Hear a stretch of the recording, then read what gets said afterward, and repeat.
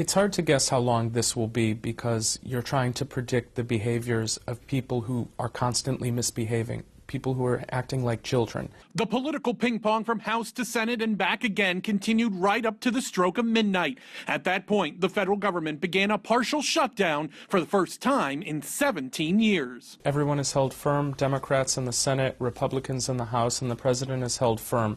Unlike in previous budget battles where people have given in, people have negotiated, this time no one is moving from their current positions, and now we have a shutdown. In the early morning hours, the White House released a video, President Obama addressing the military here at home and around the world. If you're serving in harm's way, we're going to make sure you have what you need to succeed in your missions. Congress has passed, and I'm signing into law, legislation to make sure you get your paychecks on time. And we'll continue working to address any impact this shutdown has on you and your families. On Capitol Hill Tuesday, the Senate and House both were in session, and the political barbs kept flying. I have to say I'm disappointed in the actions of the United States Senate this morning by rejecting the bill passed by the House last night. The bill we passed on the House last night would have funded the government through December the 15th and provide fairness to the American people under Obamacare. No exemptions, no exceptions. Let's treat everyone the same. And last night, they not only rejected that, but they also rejected our call to sit down and resolve our differences. As Harry Reid said, they don't believe in government. They're anti-government ideologues who are, it's the Tea Party shutdown of government. And while debate continues on how to get the government back open, more than 800,000 federal employees are furloughed, most of them working in the D.C. area, now sitting at home without pay.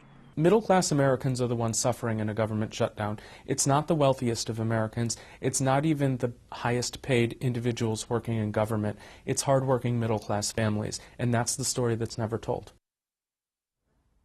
And the president trying to bring that to light as well, trying to put the focus on all those people, almost 800,000 federal employees who are not going to be on the job, are not going to be getting a paycheck starting today and as long as this furlough and this government shutdown goes. We heard from the White House late this afternoon indicating that the president would veto any of this piecemeal legislation that is trying to be brought to a passage by House Republicans right now. We also heard from a leading senator, a Democratic senator today, that he thinks the president will be inviting leaders of both the House and the Senate to the White House sometime, quote, soon. No more specifics on that right now. Matt?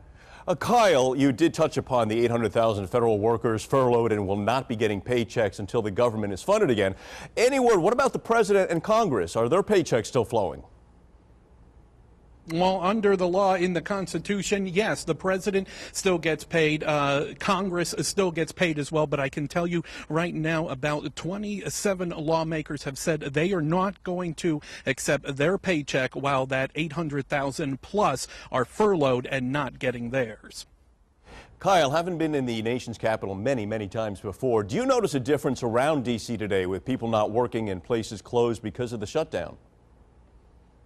Absolutely, Matt. You know, you go around the city and you can tell there are fewer cars on the streets. You just be here once or twice in D.C. and you know what traffic can be like around the district. Well, that was much lighter today. You didn't see as many people out and about because the museums are closed, the monuments are closed, and people were going up to them and they couldn't get in. A lot of tourists very discouraged today. And of course, if you just take a look around at lunchtime, you have all those federal employees that aren't on the job as of this afternoon. So they didn't need to go out to lunch so you could get a table today. Matt? Kyle, thank you very much. Reporting live from the nation's capital.